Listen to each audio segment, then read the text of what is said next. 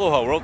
Here we have a native environment on the big island of Hawaii that 2 years ago housed a lot more ohia. I took video then when many of these trees that are now dead off in the distance still had green on them. Now what lies behind me is largely Brazilian pink peppercorn and Haulicoa.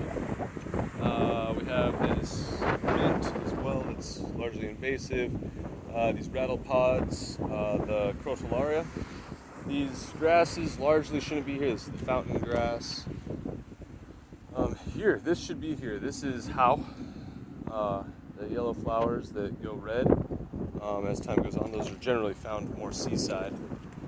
Down here we have a native apricot, an indigenized and introduced apricot. This is the Calophyllum indophyllum. The skin of which is actually used to make oil that helps with signs of aging, to include stretch marks and wrinkles. You can see the fruit here takes a very long time to go wrinkly. Over on this side, these have been here for some time, I'm sure, and they're still very much intact. I'd imagine there's some tocotrienols and tocopherols that are helping that rejuvenating effect and cleansing effect for the skin.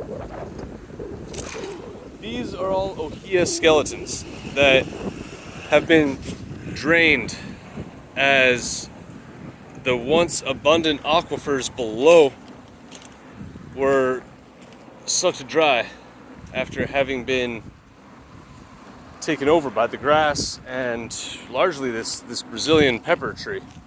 The pink pepper trees, they're basically, that whole hill has like maybe 6 or 7. There's vines. This is bitter melon that has just decimated an ohia over there. Excuse the angle, I'm not really much of a cinematographer and this won't be cut.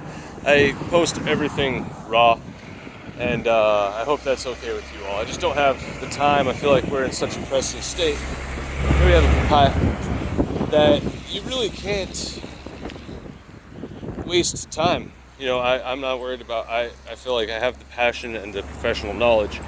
So this is just to show you people that we have the ability and the potential, the passion to make changes. This is Ko'u, another native tree that should be here. It was